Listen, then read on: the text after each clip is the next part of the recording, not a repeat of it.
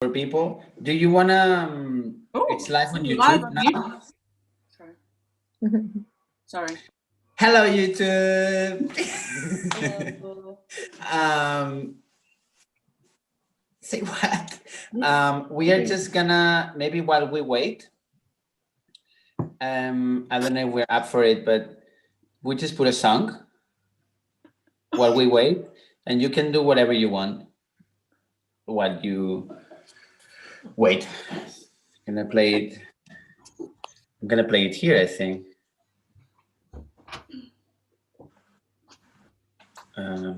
Let's see if it works.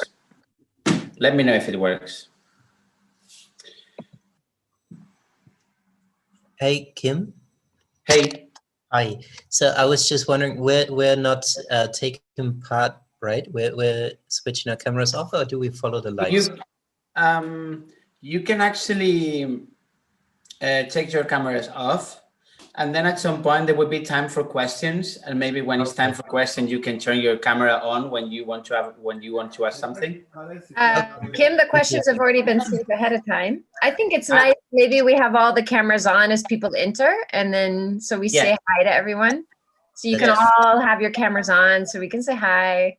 Yes. And then when we dive into the artist conversation, then we can do a movement of camera off. Hi, Kristen. I'm just gonna play a song. Yes. As let me know if it's too much. Do you hear something? Nope. Okay. I know how to do this. I know how to do this. I know how to do this. This is gonna happen.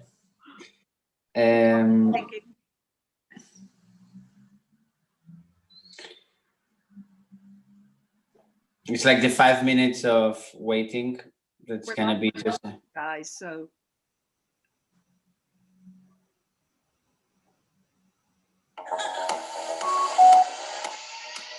Shut up. Sorry.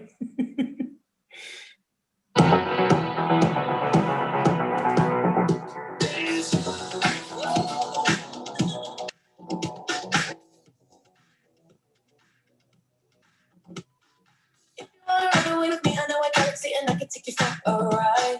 I had a premonition where we fell into a rhythm where the music don't stop for life. Glitter in the sky, glitter in my eyes, shining just the way you like. If you're feeling like you need a little bit of company, you met me at the perfect time. You want me, I want you, baby. My sugar boo, I'm meditating. The Milky Way is liberating. Yeah. I got you, moonlight, you're my starlight. I need you all night. Come on, dance with me. I got you, moonlight, you're my starlight. I need you all night. Come on, dance with me. I'm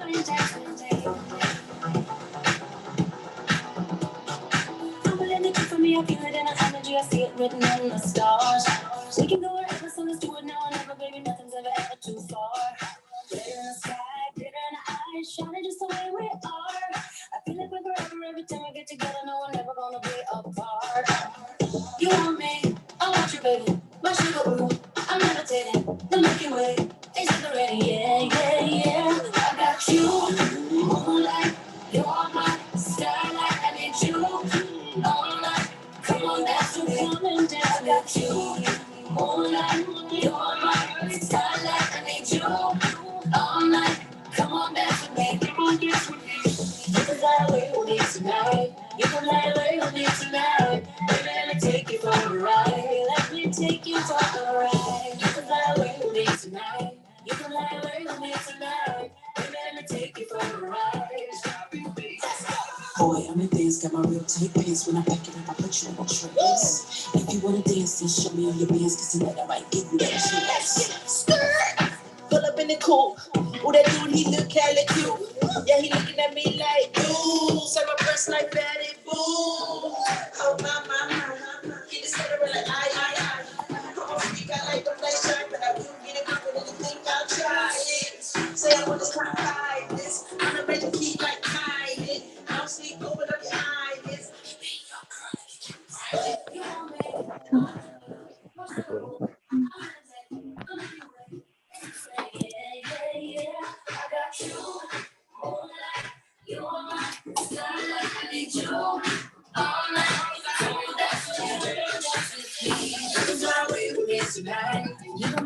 away with me tonight. Baby, let me take you for a ride. Let me take you for a ride. You can fly away with me tonight. You can fly away with me tonight. Baby, let me take you for a ride. Let me take you for a ride. You and me, moonlight, you're my starlight. Why are you dancing? Come on, dance with me. Moonlight, you're my starlight. I need you all night. Come on, dance with me. I'm levitating.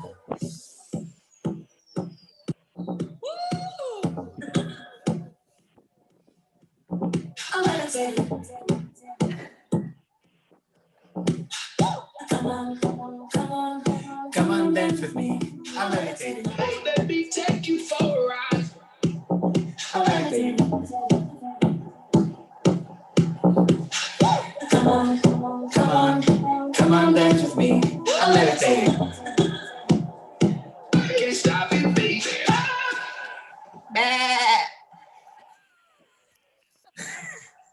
All right. Thank you for that, Kim. Say what? That's a good way to start. Thanks, Kim.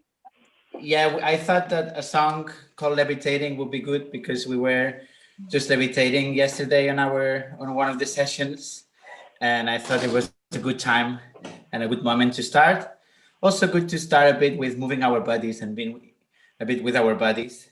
So we talk from that as well. And Monica, maybe you can start explaining the whole Yes, thing. I'm gonna let you catch your breath, Kim. So we have a special little format that we're gonna do today for the question of the role of the artists inside of the Dancing Museum project. They will each speak for 5 minutes, the 6 artists, and then there'll be 15 minutes for them to discuss amongst themselves while we listen. And then we'll have a little mini break, and then we're gonna dive into the questions that you all sent. And we have a playful format for that, which we'll explain later. So I think we should dive right in so that we have enough time to chat. And the first person that will be sharing their 5 minutes of thinking is Kim. Sorry, one more thing to add is that if you think of a question while you're listening, please send it directly to me, not to the whole chat group, but directly to me while you're listening. And then I can add it to the little slips of paper and throw it in the bowl, and it can come up later, all right? And then we can share all the questions later. But yes, Ellie. Just a suggestion that maybe people switch it to, well, I mean, it's up to you, but if you switch it to speaker view, then it can be a bit of a like. You know what, actually, thanks for that reminder, Ellie. What we said is that actually if everyone can turn their cameras off except the 6 artists, that would be great. And if you want to clean up your screen and get rid of some of the tiles, you can go into camera view, to video settings, and click on hide non-video participants. And that also makes it easier to see the 6 artists. And I will also step out for the next bit. Have fun. So I think I'm the first one.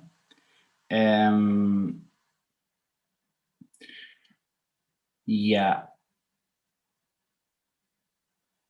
I think it has been also like, I think it's kind of a struggle to find out your role. And yesterday when we were talking, the 6 of us, also with Betsy and Monica, we realized that sometimes the role is such a charged word, and that at some points it feels like a very big thing, which also links me sometimes to maybe the pressure that we have artists to have a role.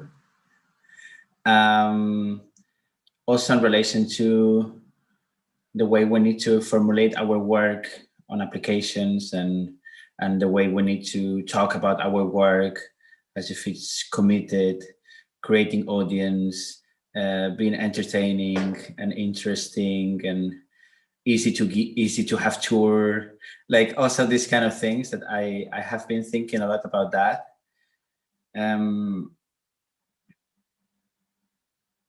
But I guess the challenge is also that to find out what makes sense to you in relation to the places you work with. And in my case, I guess the challenge has been also to push or to come into the realization that we are collaborating together, that we are working with one another, especially in these dancing museums. I remember being very skeptical with this feeling that the institutions would come to me and say like, so what do you want to do? And I would be a bit like overwhelmed by it, because I didn't know I needed to have like such a sense of purpose or such a sense of clarity of what I wanted to do. And to me, at some point that was overwhelming, and I needed to shift that idea of like, what do you want to do with what do we want to do together? How do we want to do this together? Yesterday, some people also talk about that togetherness, and I think togetherness also comes from the way we work from scratch. Like not just from the way we project the works, but where do we make the works from, and how we collaborate together. So I think my position at times has been also to put a break on certain things, and to find a way to feel that we are collaborating, so that they are affecting me, they're affecting my mode of work, and that I am also witnessing that space, observing that space, and then being able to formulate movements, continuations of what might be already there, which is something that I think some artists we have talked about as well. And then I also come to think about the idea of the artist as a resource, which I also like it. Sometimes it's tricky, but I like this feeling of being available.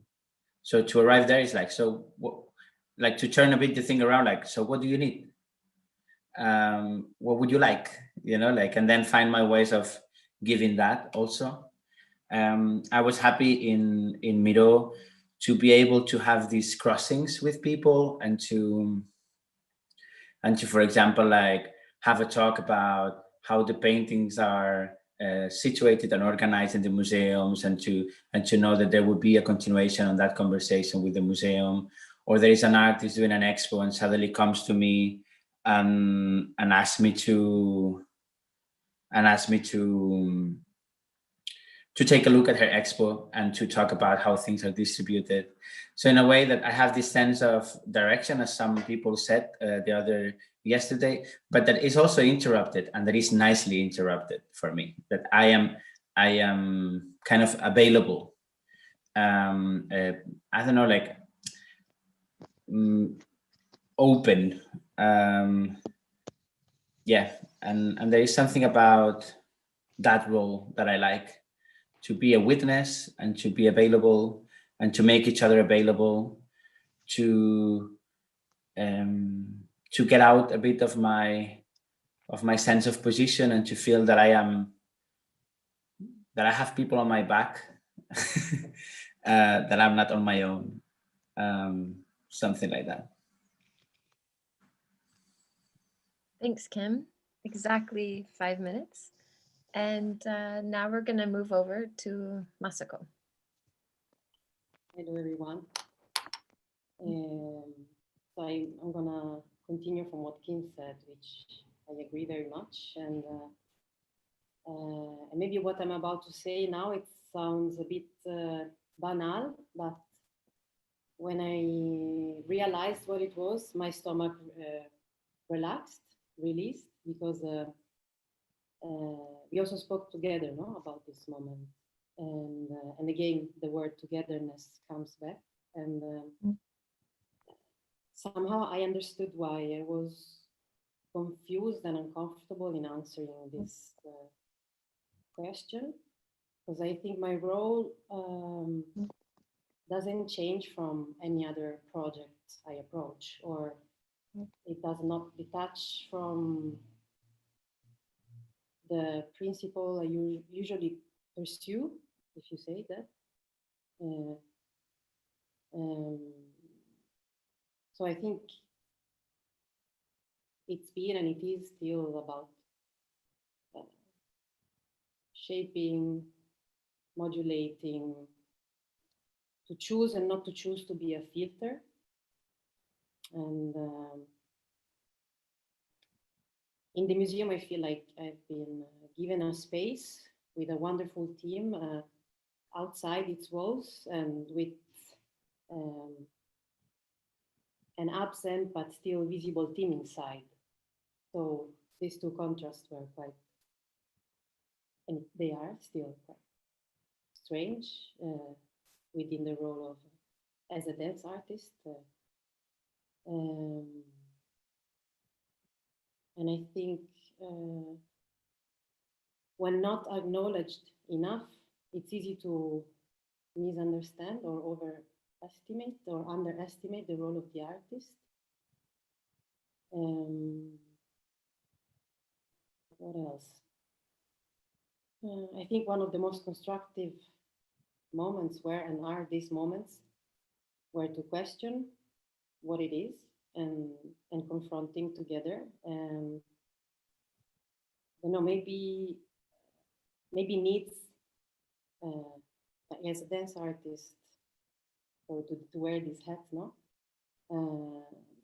Maybe I can say that needs are definable, if I make sense by saying that, and reflections can be shared. Like I can share these reflections that I think what I felt the need of is maybe being officially introduced with my role to the whole team, meaning the whole staff, like everyone, and therefore, so this it defines the role of the artist, and therefore the need to share ideas, not only with the dance partners but with the museum partners, and I think this makes togetherness again, and then I was questioning as a dance artist, we're talking about these hats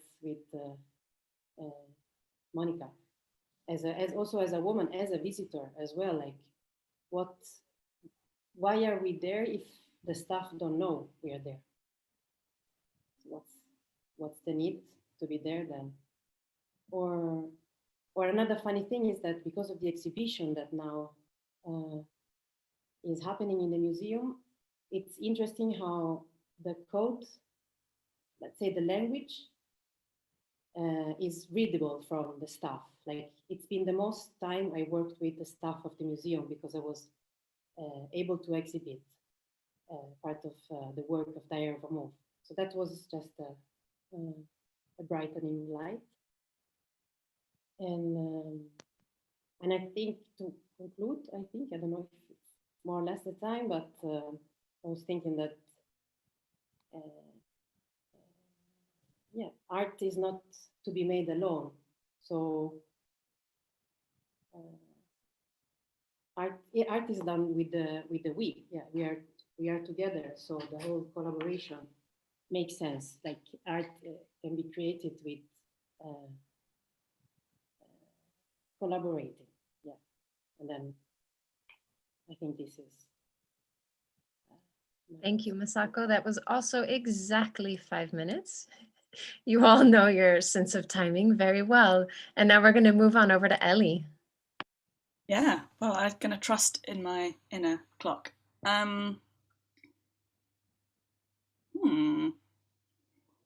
Yes, we've been talking about hats because there are lots of different hats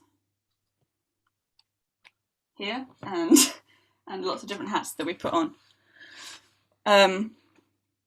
It's been something that has been really, really apparent in this project, that there are just many different roles, I suppose.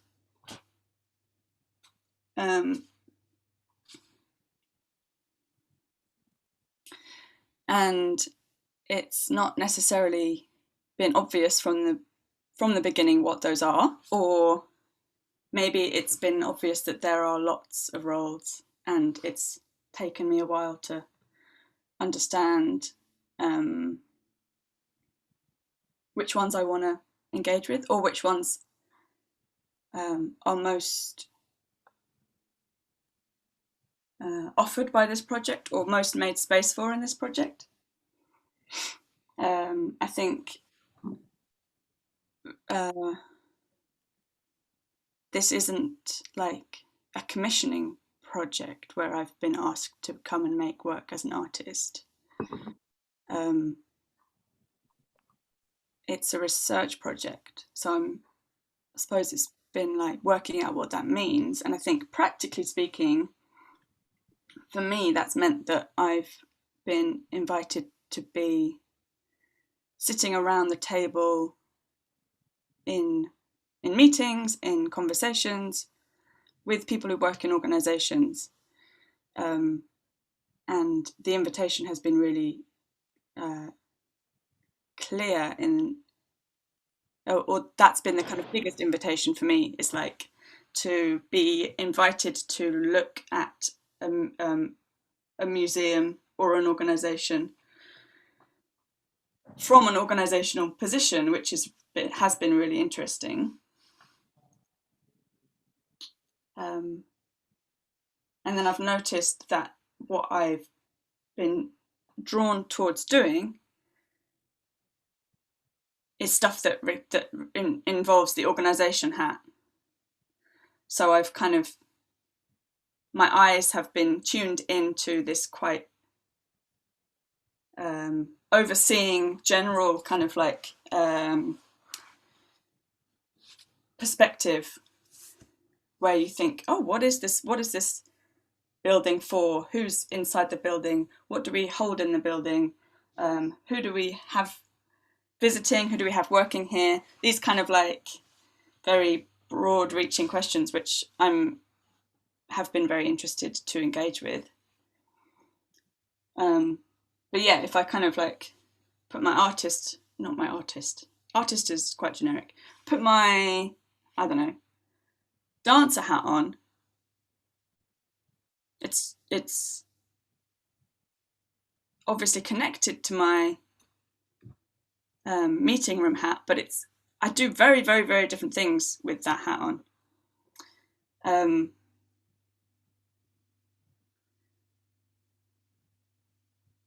And it's like, yeah, maybe quite surprising to realize how different those things are. And then if I put I'm just going to commit to this hat thing. If I put my choreographer hat on, it's my choreographer hat, then that's also a completely different set of ways that I behave and act in a room. And it's interesting to learn that and challenging to navigate that, I suppose. In terms of what I've ended up doing, I think is gone with what seems to have been the biggest invitation in this project, which is the kind of like overseeing organizational hat, which kind of includes for me things that I already do in my own practice before this project. So I 30 seconds, I curate and produce, and that's the role that's been most open, and that's kind of what I've ended up doing. In terms of activity, I've not chosen to I've not been invited to put my work into spaces, but rather I've decided to play the role of curator and producer. And essentially I'm planning to create a little mini program at Newstead Abbey. But yeah, noticing that is a legitimate hat, I think, is kind of interesting. Like that's I don't have to sort of like wear every hat, and I don't have to feel bad that I haven't got my like choreographer hat on, because actually I've got this hat on. Yeah. Thanks, Ellie. Okay. Also 5 minutes. Right along to Anna. Yes. Hello, everybody who is here with us. I am Anna. I'm associated to the MacVal and La Briqueterie in France. in the suburb of Paris. The name of the suburb is Vitry-sur-Seine. So this is already information about my role inside the project. So my role is to deal with peripheral imagination inside this institution of clear tradition of centrality. So how to bring periphery to the centrality. This is about my choreography. How to be in my context. How to understand the most the context. So what kind of people live in the suburb? What kind of people of this neighborhood deal with the building? Feel allowed to interact, how the museum, how the McVal think the way of inviting more and more people inside and creating autonomy. So autonomy is also a word that I like to connect to my role as an artist in general. I like to be autonomous, and I like to create possibilities of autonomy to people. And about autonomy, one of my roles here in this project is to not be a token, this concept where we are like kind of minority, and we are also like in charge of represent all the people that are not here. So I am a Black woman, as you are seeing, and how I see other Black women inside my museum, what they are doing. So I think about negotiate with these aspects in order to shake, to earthquake things in a healing way. Healing is also a word that I like to connect to my role as artist and as artist in this project. I like to heal by warming up, like warming, like bringing temperature a little bit higher to buildings that normally are kind of cold in its temperature.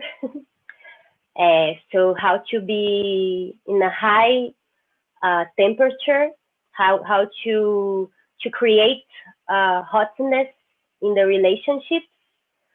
So I like to connect different people in a way very direct to a little bit enclose hierarchies, like the not the nice side of the organization, but the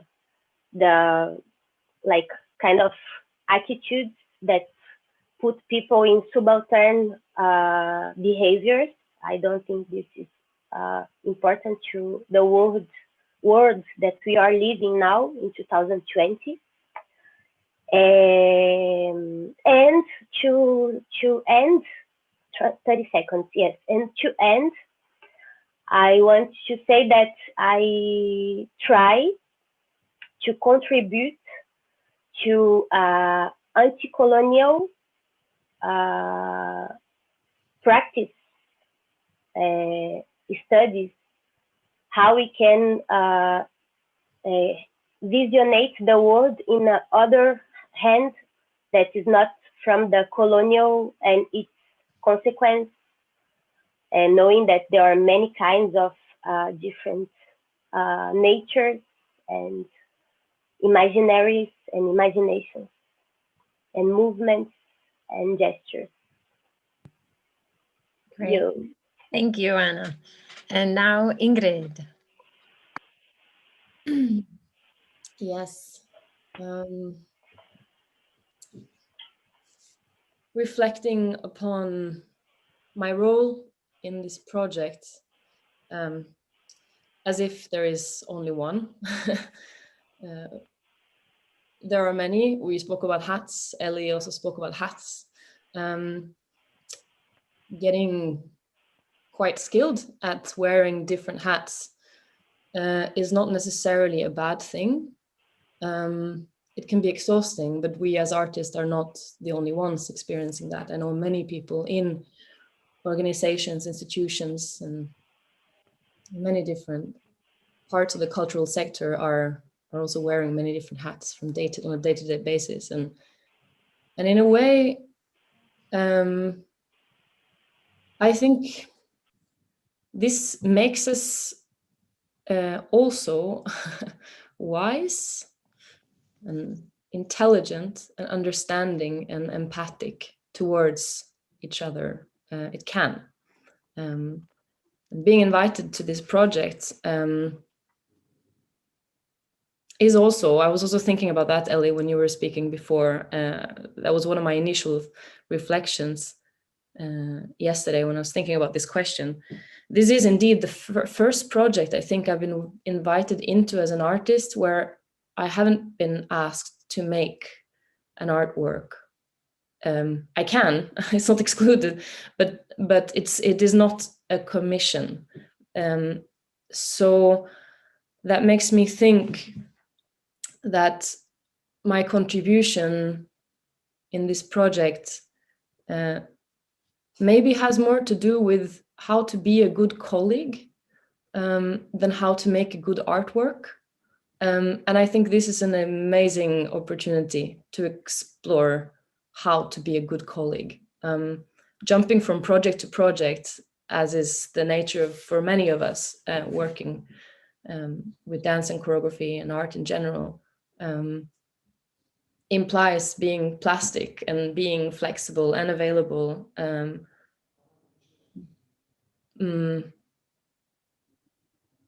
Yeah, but I think in this project, I really, I'm learning a lot about how to be a colleague to my colleagues, my artistic colleagues, but also how to be a colleague to Kristin and to Fike and to Boymans and to this international community that assemble a few times a year. How to be a colleague to the staff members of a museum I've never visited. How to be a colleague to the pedagogical department, and how to be a good colleague. Which implies empathy and which implies understanding a little bit about what it means to wear those hats too. Yeah.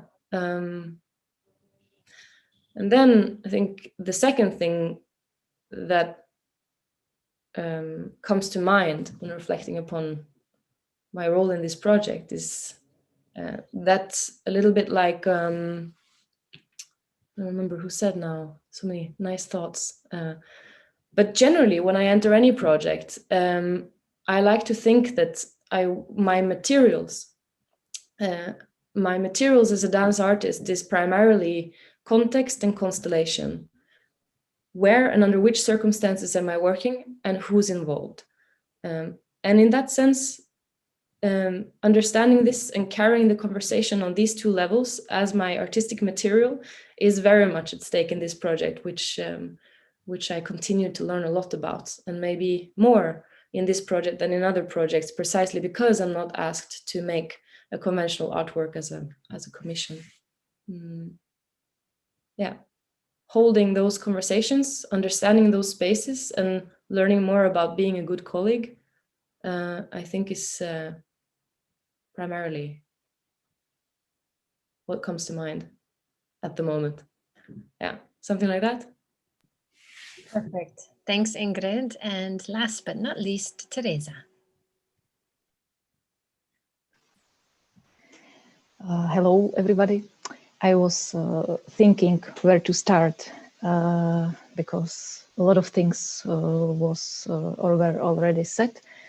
And then I decided that I will start where I wanted to start before I hear yesterday evening or afternoon session.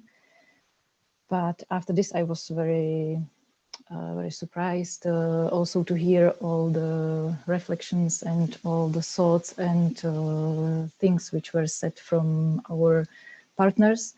It was very touching for me, and it was like I felt like it's very honest speech from all of you. So then I decided that I will share with you like a little story, which just happened to me like last week, where I was invited for an interview to the Czech television. And before that, they sent me like a scenario where was like the list of questions. And one of the questions was, you are part of the project of Dancing Museums. So can you just say what is the project about? And I was thinking what I can say about the project, like briefly in the Czech television for the Czech audience. And then I was thinking to make a joke that if I just go from the title Dancing Museums, so I said it can be quite, or I can be the best artifact for this project, because if we are talking about dancing, so I'm dancer, and if we are talking about museum, so as also Carla mentioned yesterday from Prague, that mostly in the Czech context, museum is a building where you put the old things or artifacts to be like exhibit or exposed for the people to share with this object the history. So I thought that maybe I'm the best example to be put into the museum, because also a lot of people thinks that dancers working only until 40, and then they had to to go to the retirement. So next year I will be 40. So I was okay. So it's like good entrance for me to go to the museum to be just exposed there. And then I started to think more and more, and I also felt like, because the main topic of this interview in the Czech television was Ponec Theatre, the anniversary of Ponec Theatre, which now is reaching 20, and I will be 40. So I was like, okay, so in the theater there can be like the young dancers, and there is a nice transition from the theater to the museum for us, like a generation who are reaching 40 to be in the museum. So I was like, yeah, it's nice also idea or the vision for this project, that maybe how to find the connection between dance theater and the museum. But the funny thing was that they didn't ask me this question finally, so I didn't speak about Dancing Museum in Prague. But anyway, I wanted to share with you. So this is also like an example for me how I feel myself, and the role in this project is that it really stimulating me a lot of thinking in a different direction, where I couldn't imagine before. I can go myself and to find another forms and another ideas. And I think this is very nice of this project. And also, like all my colleagues said already before, that it's also because of you, because of this nice group of artists and everything how the project is designed. I don't know if I still have a time, but I think this is almost all I want to say. Great. Thanks, Teresa. So now we have 15 minutes where the listeners get to eavesdrop on the 6 artists processing and discussing what just emerged. So I'm going to set the timer for another 15 minutes, and the 6 of you can explore what came up.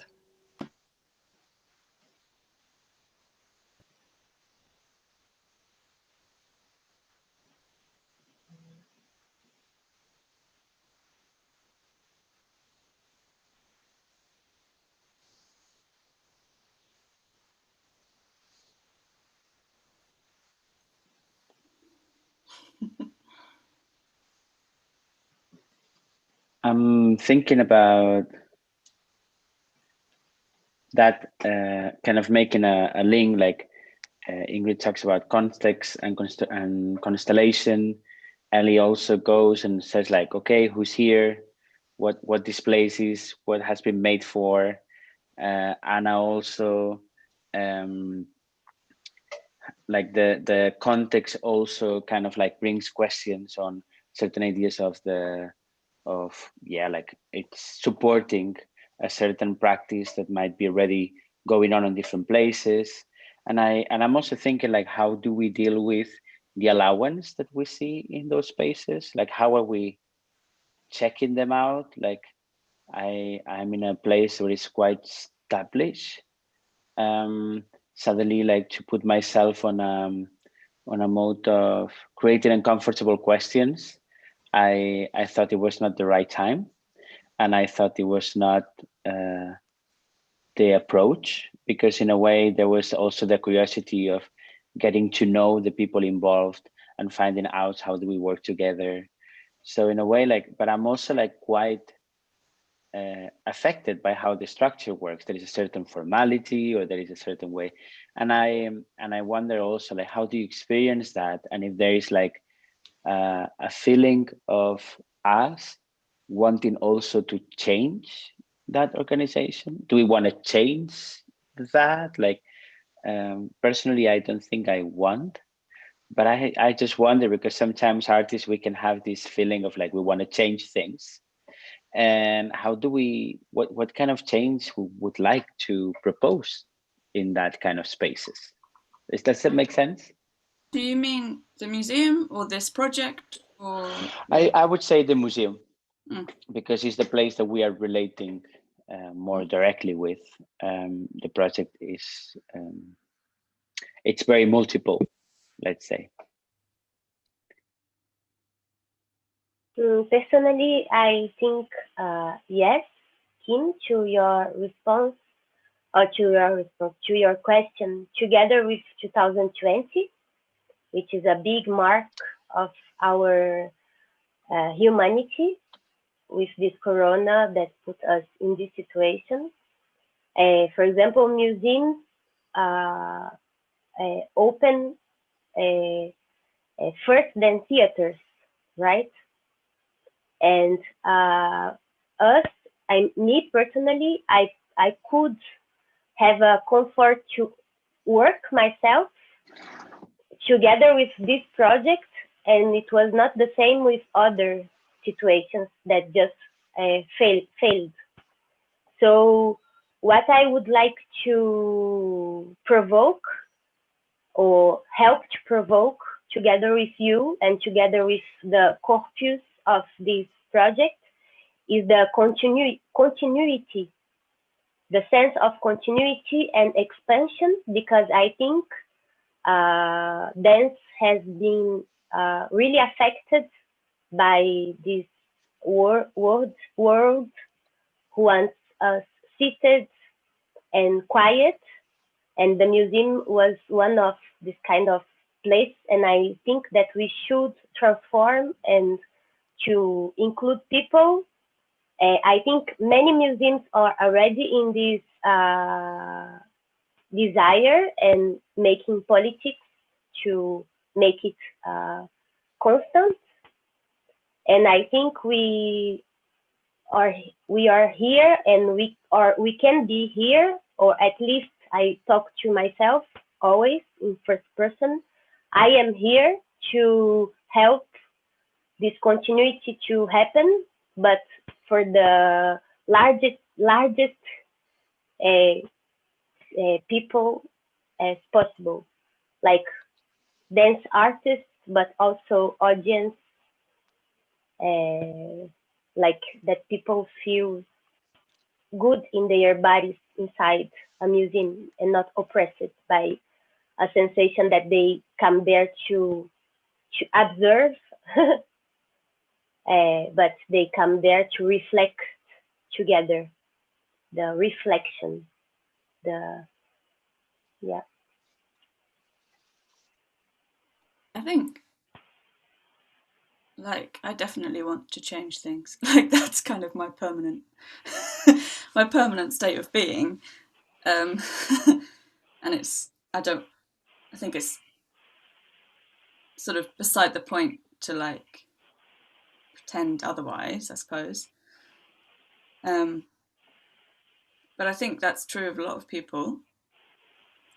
And I don't think change happens with like a one-directional push. In fact, pushing in one direction solidifies, you know, that thing you're pushing against, and solidifies it against, you know, your attempted force. That's sort of like, you know, psychologically not how humans work. But I think, you know, depending on the context, it's often about how to find where the like multi-directional inroads to change are. And I think, I suppose, listening to where it's already happening. If I think about like my sort of reaction to visiting Newstead was, oh, there's a slave history here that's not being talked about. And, oh God, is that going to be something that there's a lot of resistance to talking about? And then maybe moving away from that. And then at some point thinking, hang on, what am I doing? That's so stupid. Like, of course people want to talk about that. And then actually feeling glad that like that is something I was willing to walk towards, because actually everyone in the organization, I mean, so many people are, that's really on the front of their minds a lot at the moment. So I think it's a little bit like there's always a will for change. It's kind of finding it, and also, I suppose, picking your battles, you know, simplistic way of thinking about it. Like, what can I actually communicate with, rather than what can I just like throw stones at and they won't even feel it. Yeah, and I like what you say, Ellie, about like pushing one directionally actually solidifies what you're trying to push against and makes it firm, strong, harder. And the kind of softness of having access to many conversations at once in this project is something that's striking me continuously. That being both working on the floor in the museum, I'm in direct contact and direct relationship with both staff, but also public. And then I get to go back to the meeting room and be on an organizational level, speaking of hats, where I get to, I mean, I don't think our role is the mediative one in this, but it does give access to a lot of different information that can help us towards that change, whatever it might be in our respective contexts, help us to get more information, but also to prove, I mean, what I hear us speak about what we're all doing here in this project, it strikes me that we are describing different ways of producing knowledge, proper to our context and proper to our interests, and shaped and formed in the way according to the necessities of those things. But we are, all six of us are busy producing knowledge that then hopefully can be part of a larger change of direction, or whatever the change might be needed in, yeah, wherever we're at. But we're describing different ways of producing knowledge rather than necessarily producing artworks. And sometimes they go hand in hand, and sometimes they rely on each other. And you know, but that's yeah, that's what I'm hearing a little bit. I don't know if you relate to that. In relation to what Ingrid is saying, I kind of feel that hope that what I do will do something without me, kind of, that it will stay on people and ways of doing in the same way that the place will be on me and affected my ways of articulating as well. There is like a back and forth, but there is also like this feeling that I like this kind of like looking out for a future that is not immediate on what I'm doing, but more like to create a foundation, or to create like an inspiration for something, you know, like, and I like that kind of a relief to me also, to not feel that I am the thing. that's also important for me.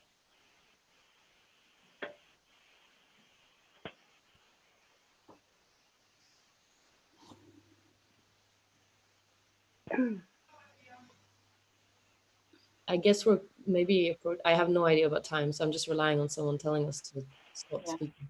4 minutes. Okay.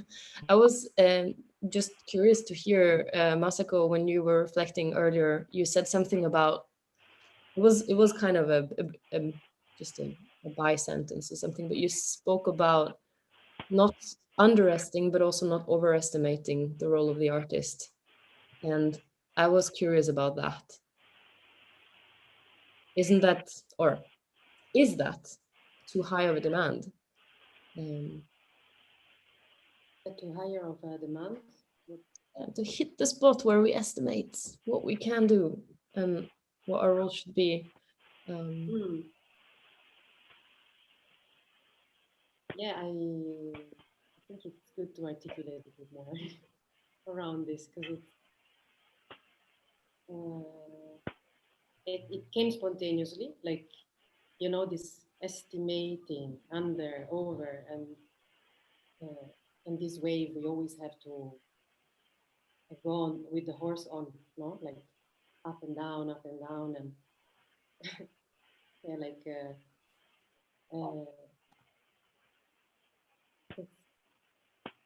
because maybe I find it also in myself, like at times overestimating, at times underestimating, and this unbalancing. And I also question how our presence in the space, as I think that's where I most concentrate the thoughts, is give it for granted, so the overestimated, but giving it for granted maybe is also underestimating. I don't know if it makes sense. I'm just articulating now with you, like it was an exclamation mark in the phrase, but I think it's still a question, which there is something inside that.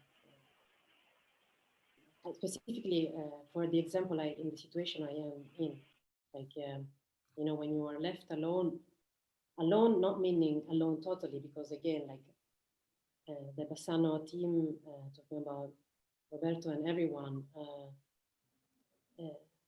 again, the conversation and the collaboration has been quite even. So it's on and off, but not these big waves. But when you're left alone in the space, it's funny because you feel that you have such a privilege to have a space. And at the same time, where is the meeting point? How can I take away the overestimation of myself as a dance artist in order to get to know the people and then communicate what I am doing there and who I am? That's for me also something that I went through, and therefore underestimate myself in order to leave traces, to be maybe spoken about when I'm not there. So like, yeah, leaving traces on the book, visitor's book, when it was possible. Now I can't do it anymore. But at the same time, now the security guards, I almost know every one of them. But we say hi, like we know we are colleagues, but we don't know about what. But we know we are together there. And at the same time, how is maybe underestimated by the secretary staff, so all the office, that I tried hard. So it's going to the office and say hi, and maybe, but I don't know, there is this, I don't know, what do you think? If it resonates? I'm popping in again to let you know that that's been 15 minutes. When we move into question round, if there's still something left that you want to talk about, you can bring it folded into one of the questions. We're going to take a 2-minute break, only 2 minutes for bathroom and coffee break. Well, you better have a machine that makes a fast coffee then. And we'll meet back here in 2 minutes to move into the question round. Thank you.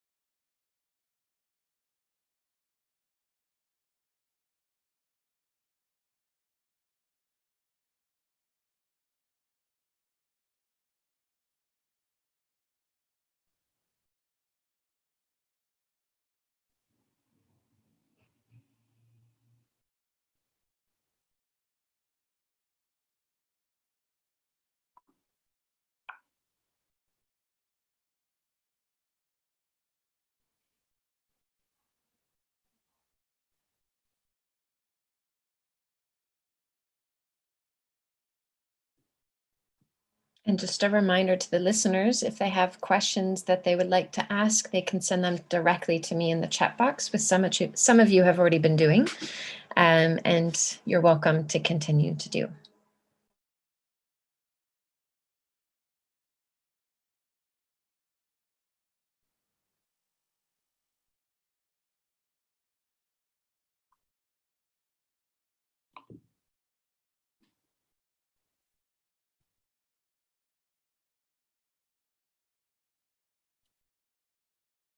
What do you think, Ellie?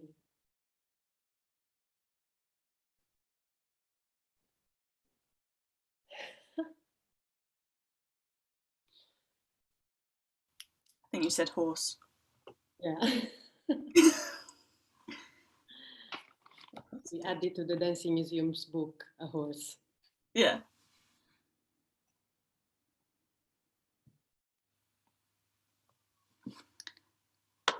Gonna pee.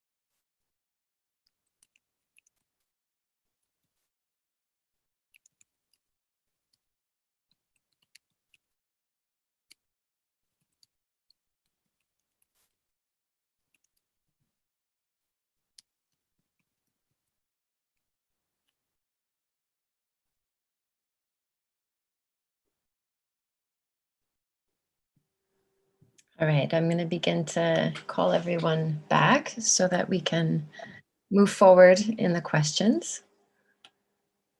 I think Ellie will be back in a moment. Teresa, are you there? And Mara, are you there? You want to pop your camera on for a moment? Yes. Do you have your dice ready? Great. You have the bowl ready. So we're going to move into the next round, which is going to, I have a collection of questions here that everyone sent and that have been also continued to be written while listening. And Mara has a dice and she's going to roll it. And each number corresponds to the artist in the order that they just spoke. So she'll call the number, I'll read the question, and the artist can respond. And you, of course, all can decide how you want to respond. You can rephrase it. You can decide that your colleague might want to respond to it more than you do. You can say pass. It's free for you all to decide how you want to continue. Betsy, did you want to say something now or at the end? Okay, great. So we're going to dive right in. I'm going to turn my camera off so that we can continue to stay with the artists. And Mara, you just need to turn your mic on and say the number each time it comes. All right? Okay. All right, here we go. Have fun. Okay. What's our first number? 4. So it's Anna. Great. I'm picking the question. Actually, you know what? I'm going to leave my camera on so that it's a little more identifiable with the questions. So I'm moving over to my question box, which is here. So number 4, I will also paste it. Oh my God. Could you describe the main steps of your research path in a few sentences? Again? I'm going to put it in the box so everyone can read it. Ah, nice. Could you describe the main steps of your research path in a few sentences? Can you help me with the word path? Like can you give another word? Like direction. Yes. Camino. Yeah, camino. Camino. Okay.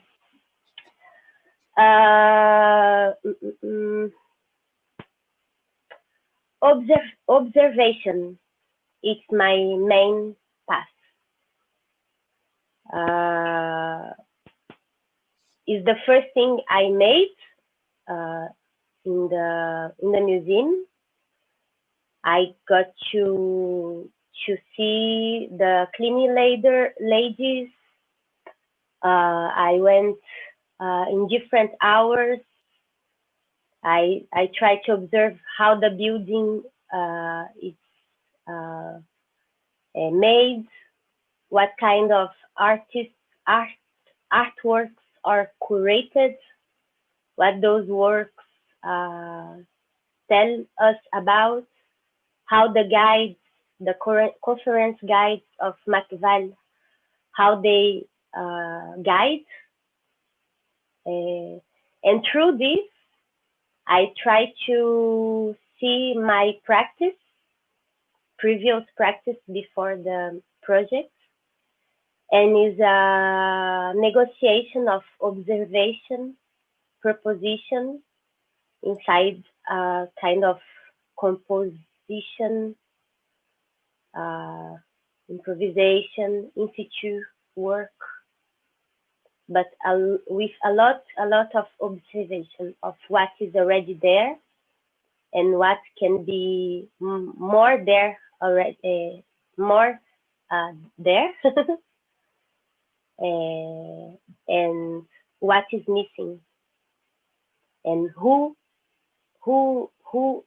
is also missing. The question of missing is something very important to my work, but also to my life.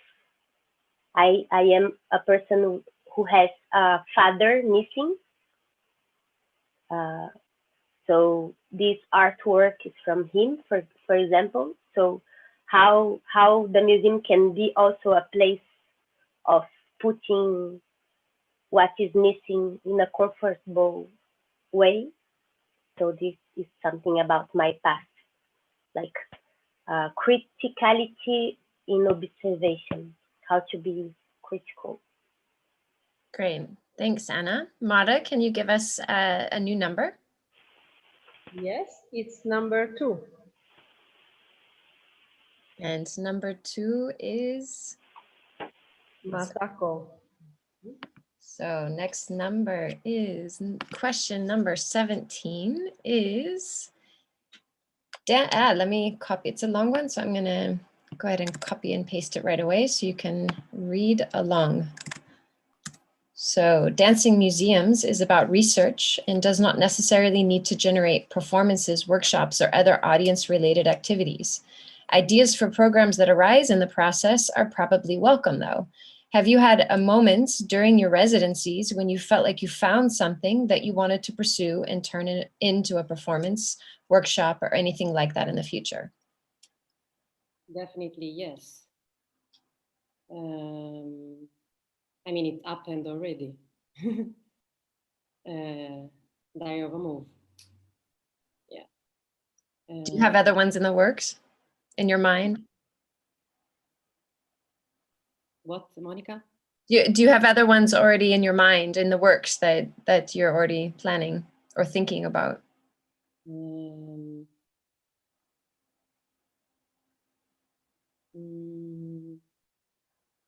No, the others that I have in mind,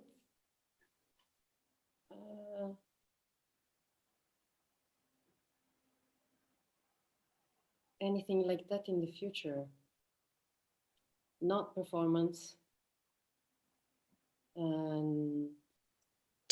Or maybe actually we take a moment. Do you want to expand on what Diary Move is? Because maybe perhaps not everyone here in this conversation knows what Diary of a Move is. Yeah. Diary of a Move is a participatory creative process. So it started by, and it is, so it's not just done now and it's finished. It's constantly a creative process. And it's participatory because it's about archiving traces, tracing in a diary, collecting also in diary a movement per day. So selecting one, meaning that it's about making choices and observe the inner feelings and the outward feelings and the surrounding space. And if I remember well, 60 people participated in this. 60, yeah, more than 60 people, aged from 13-year-old up to 70 past year old. So a big plan. And also not only from Italy. And the main aim at the beginning was to open it up to many cultures, because I think that's also relatively important to gather different stories, different point of view, different witnesses. It was also, it has been a healing process as well. So connecting to Anna, because it was non-digital. I mean, the digital helped by making the connection, the conversation happen, because I had a one-to-one conversation with each one of the participants.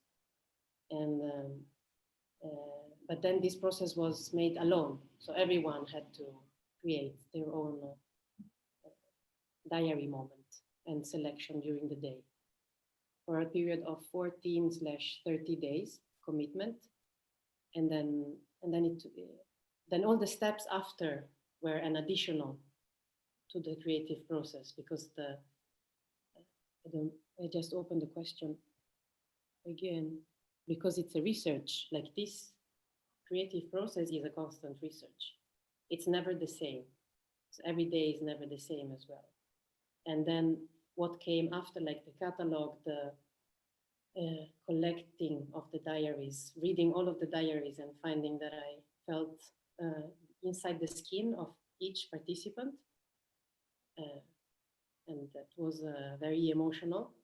And then to make that as a performance and then an exhibition, I think everything unwrapped after. I think I did this also another time, but everything was just spontaneous. What came after, spontaneous in the building, but most important, it was the core of it, like to move from the inside in order to collect history from who we are. And I think, and then now this history is in the museum. So I heard you describe this a few weeks ago, that you're already thinking forward of the future history by this archive now existing inside of the museum in Bassano, this future history making. I appreciated that, those words that you gave last time.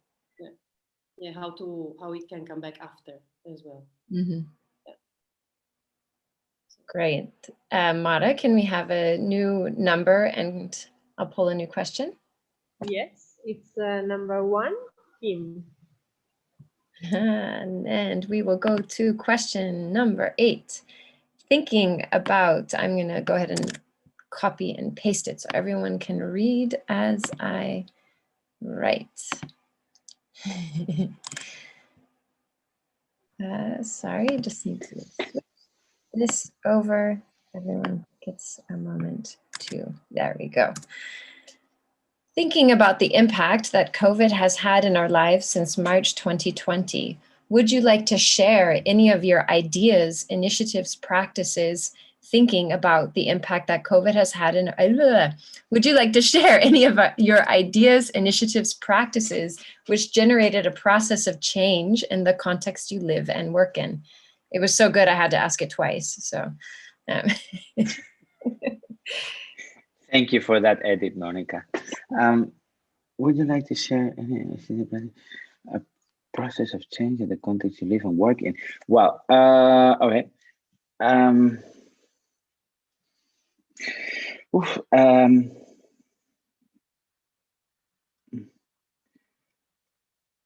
My place of residency is Fundación Miró, and it's a foundation that already before COVID, they were in a quite fragile situation for many different reasons, which I don't need to talk about that because it's my job to talk about the reasons why they were there. COVID, as in many other cases, had amplified the conditions and the precarity and the dependencies of certain structures. And Miró have become even more vulnerable because of how dependent they are from the ticket selling they get in the museum. So that created very strong and emotional consequences to the workers. I would say lots of them are very tired and very burnt out. And even though my job could be also to try to lift that up, I also think it's important for me to allow that to just be also that they can be with their own situations. It's people that at the moment many of them they don't have a full-time job because part of their job is in Miró, but part of their job is unemployment, as many institutions had happened. So my presence there creates job to these people, work that they can put in other places. But if I'm there, they need to be there for me. And that's just very complex because it's people that are at the moment not having a full-time contract. So for me, it has also been important to leave that space a little bit. And maybe I can share something that I did in July, just to be a bit concrete. Knowing that we were not able to enter into the museum because the museum was closed, I decided to have a week residency around the building. So in a way where I don't need to be part of their structure, so they don't need to give me attention, but I can still do the work a little bit. Also during that period, the Marcat became a bit more involved, if I can say, because of the new structure. And that kind of like brought me to also do a residency around the building of Marcat and around the building of Miró, inviting also 2 other artists, which for me was also important to be able to hire people, even if just 2 people, to give them some money, well paid, I have to say. And that it felt good that I used a bit of the resources that were there also to share it with other people and to use the time as an excuse to meet other people. And I guess maybe summing up, we wrote all the workers of Marcat and Miró, if they could tell us when do they feel they enter into the building in which they work. And that created a very great map of like an aura around the buildings. And we kind of inhabited that places. And in that first week of July, which was slowly kind of a recovery for some of them, first time they were going back to work, when they would enter, they would see like 3 dancers dancing around the entrance of the building to me was an action of support. It was also an action of crossing routines, because maybe one of the things that to me is also very important is also like, how can we create a routine? Because otherwise the project always lacks of, I mean, I like to have a place to go back, kind of, and the routine is also something important. So it tackled that routine aspect, and also it crossed the trajectories without need to do more than just crossing and passing by.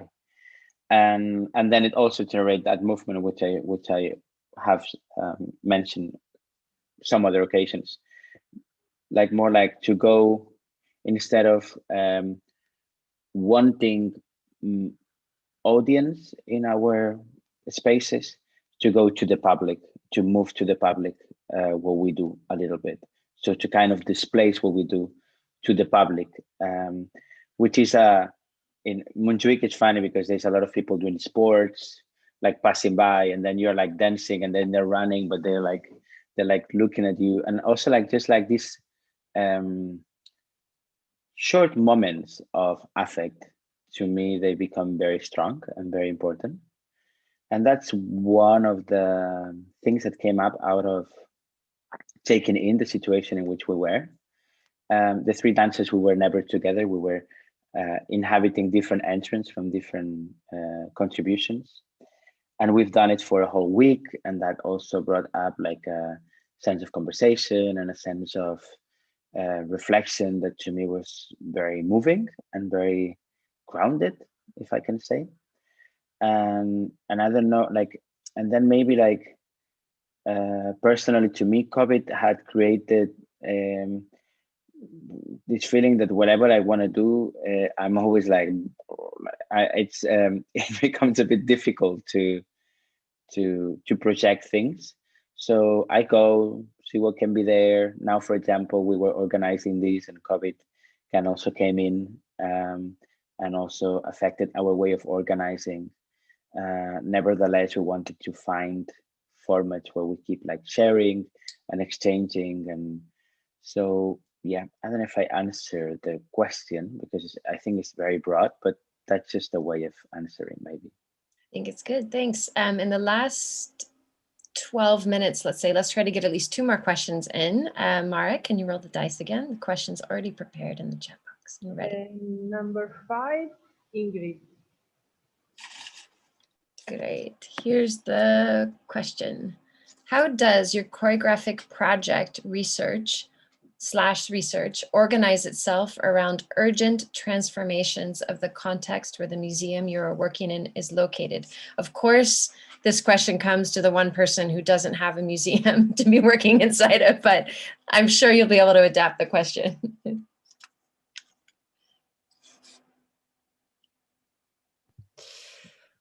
How does your choreographic project research organize itself around urgent transformations of the context?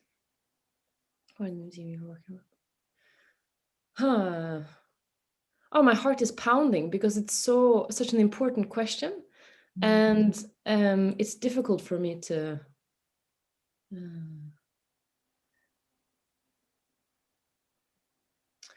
Well, to start a little bit, obviously. I have never worked in a museum before, and I know that I keep repeating this. Like, since we started to work on the project, I was like, oh, I've never worked in the museum. I only worked in the theater context, which was also one of the motivations for me to come into the project. I was not quite sure what it would do to my practice, to my research, if it would be merely a kind of superficial site-specific transformation, adaptation of my pre-existing more theatrical stage productions, or if it will actually have a more fundamental impact on the way I think choreography. I was hoping, of course, for the latter, which is why I said yes. But yeah, in my context in Rotterdam, ever since the beginning of the project, just for the ones who are not familiar with my situation, the museum that I've collaborated with hasn't had a building since the beginning of the project, and will probably not have a location until I step out of this project. So the kind of nomadic nature that my research has to take has been fundamental to the way that I've had to adopt my my proposals in general. So it's kind of the status quo of my research in this project, that it is under urgent transformation according to the different local museums that I'm visiting. I am traveling from residency to residency in different museums in Rotterdam that are only hosting part of the collection of Boijmans. So this is kind of, it's constitutional to the way that I conduct the research in this project, which I knew when I came in. So this is not a disappointment or anything. It's a very beautiful challenge, actually. And yeah, and then of course the most urgent transformation that we find ourselves in right now, related to the previous question that Kim was reflecting upon. Unfortunately / fortunately, in the last 8 months, I have been primarily preoccupied with 2 stage productions for theater. So the impact of COVID, which is an urgent transformation, has mainly affected my stage productions. So I haven't really been in the museum over the course of these last 8 months. So I might maybe invite someone else to reflect, to continue to reflect around this question, or I don't know. I don't know if this is useful, what I'm saying. Well, one thing that I hear inside of it is that without the home of the museum, your body's become your home, let's say, of the museum, because you've, as we were talking about last night, you've become the continuing line of all these collections. You know, the collections are scattered, but you're the one who's like creating that thread of moving from bits of the collection to bits of the collection, and you're becoming that source, let's say. Does anyone else want to respond, or shall I move on to the next one? Great. Could we have the next number? Next question is already in the chat box, ready to go. It's 4 again. It's Anna. Anna, what is your biggest fear related to the development of this project? My biggest fear, related to the project, not like in your life. No. Yeah, but the project became in a way my life, because in a way it was the only thing I have really done in these late times. Is the people that I'm hanging with the most, seeing more than my people. I mean, but my fear. Yes,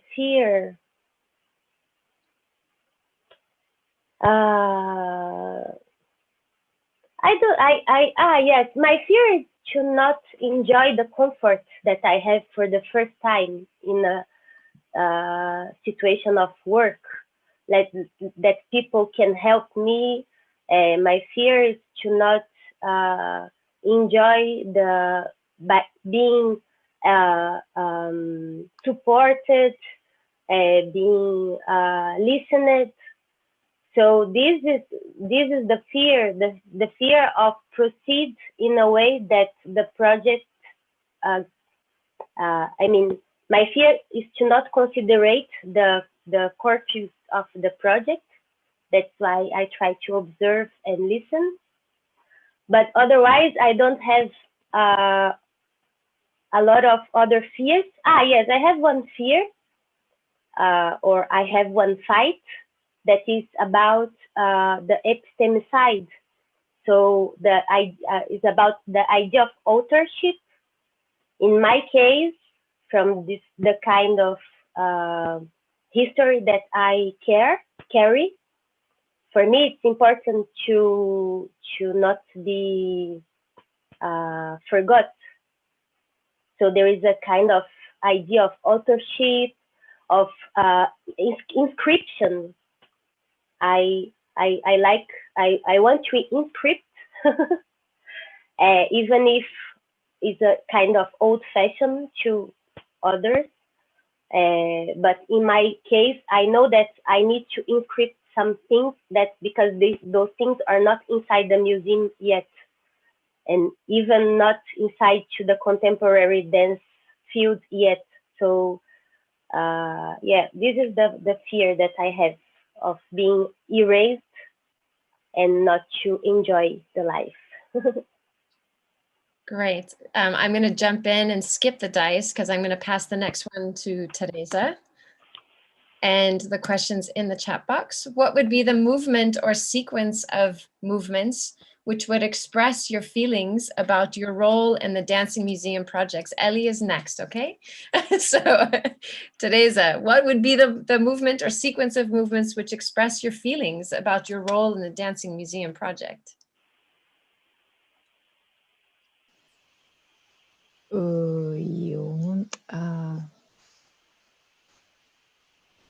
Well, I felt like I was in the beginning of the project. I was walking in a circle, and I didn't know how to get out of the circle. And then when we had the workshop in Prague, suddenly I find a way how to get from the circle. So I went somewhere else, and I felt like there is a clear direction.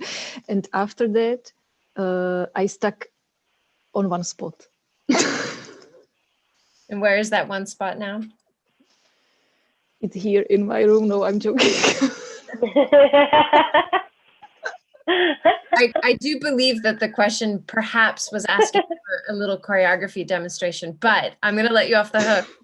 And in the interest of time, I'm putting in the next question, which I already pulled in the chat box. This one's for Ellie.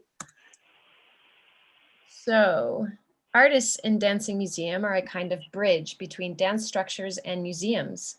Beyond the institutions, local or international, what else do you think you are connecting? What and or whom? Oh my God. Yeah. What am I?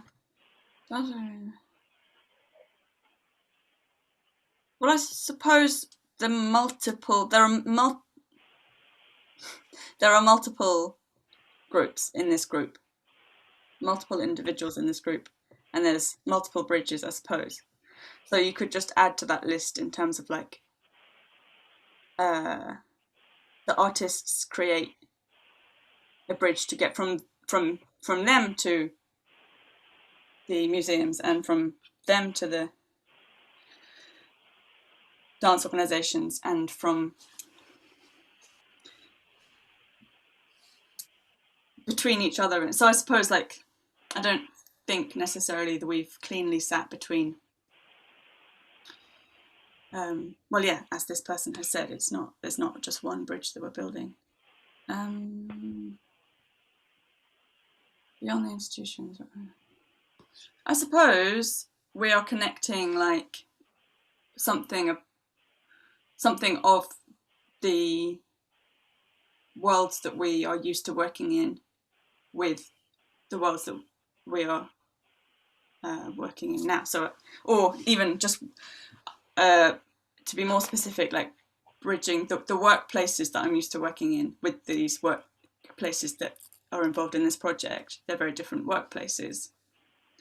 And I say workplaces not to like, I don't know, make it more dry or formal, but that's, you know, that's the reality of what it is. And they're just very different spaces with very different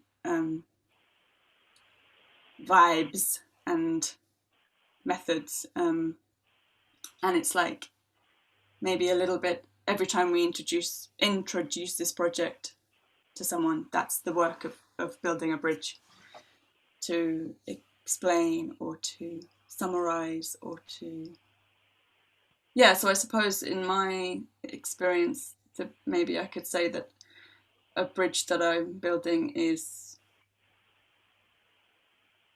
like, when I walk into this space, I think about this and this and this, and I think about these things happening there.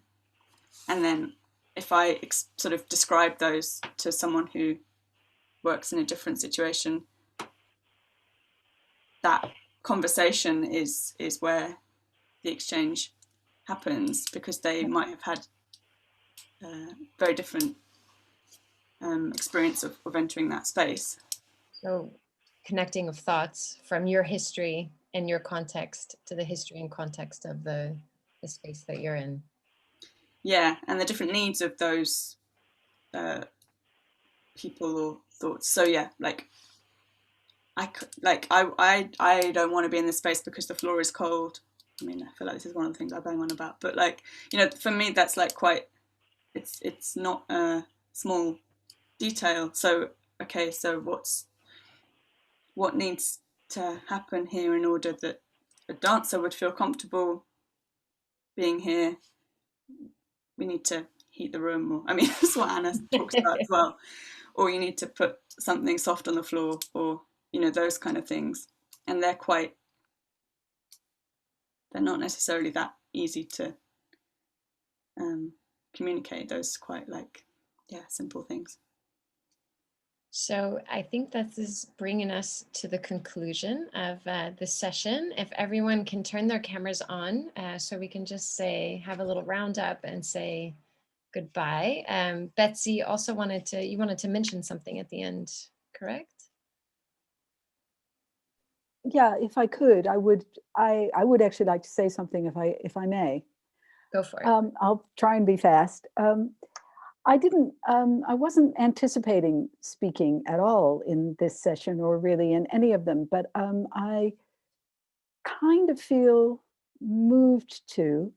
For those of you who don't know me, because I think I know almost all of you, but maybe not all, I'm Betsy, and my official role in this project is that I am the artist's mentor. And I laugh when I think about that, because actually, as you've just heard, 99% of the time, they don't actually need me. They're perfectly fine by themselves and doing amazing things together. But I'm thrilled to be with them. But the other thing is, you know, I do occupy a kind of unique role in this project because I sit both inside and outside it. And also, I've been involved in dancing museums since the very beginning. In fact, since before the very beginning, because there was a precursor project that several of the partners who are still involved were also involved in, and I was too. So I've watched it evolve and change and develop and start to address the kinds of questions that we've learned along the way that we wanted to address. And I think both this session today for me and yesterday's session where the partners were talking were really, really enlightening, because I think some of the really important things about this project are things that were actually mentioned today. You know, the artist is a resource. He's a resource they're a resource for each other, for the dance organizations, for the museums. Mazako said art is not to be made alone. Anna talked about connecting different people directly with each other, and also to see how to find ways for them to feel comfortable in their bodies when they're in a museum. And I've really observed when the dance artists are working in museums, how that can really work. How to be a good colleague, Ingrid said. Teresa, stimulating a lot of thinking in new directions, finding new forms to do things. And finding new forms, that was one of the main drivers behind dancing museums, finding new ways to bring dance as art into the museums and to communicate with people through it. And so that really involves everybody opening up to each other, observing, as Anna said, learning about each other, learning about the different structures that work differently from the way you do or we do or I do or each other does. And it's a chemical thing. Then kind of spending what time you have, and I know everybody's busy, kind of opening minds to work out what's the chemistry that can create it's a funny word, that can create multiple ways of bringing dance into the museum that will leave traces for the future and maybe actually change the way we each think and work. I mean, when you're a dance artist, you're moving all the time. Your work is evolving, your ideas are evolving, and I think that's the same for everybody. Sorry, I feel like I'm giving a little bit of a sermon, and I don't mean to, but I do feel that this is a really valuable project and that these last two sessions, yesterday and today, have been very, very enlightening for me, and I hope so for everybody. Okay, finished. Thanks, Betsy. I think it's great that you're able to add this recap, because I think what was simulated here is a bit the sessions that are happening with the artists ongoing, these conversations that the artists have all the time that you're privy to and joining on. And I felt like we got a chance to eavesdrop on the processing process that happens amongst you all, and Betsy, that you accompany. So it's I think it's a privilege that we got to kind of lean into your thinking process. That's only half the questions that were sent.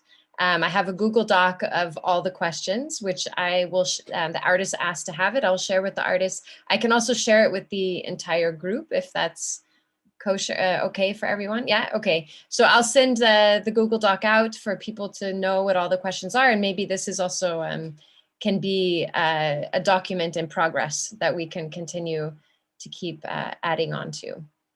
So thank you, artists. Kim, artist, did you want to say anything? I'm saying artist is the general term now. It's the easiest way to say all six of you in plural form. Would you like to add anything? I thank you all for being so flexible and open to these questions today. Yes, should we see a display of hats as a finale?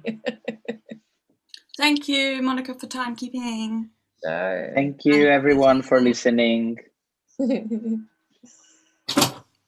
We will be back together tomorrow at 10 for a 2-hour session dealing with the topic of art, education, and learning by doing, learning by moving.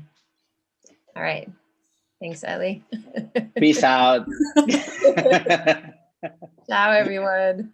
Ciao. Bye. Bye. Thank you so much. Ciao. Bye-bye.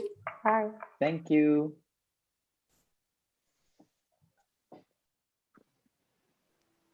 I love this moment. Yeah. Can it be my favorite? Hi, Maddie. Hope you're doing good.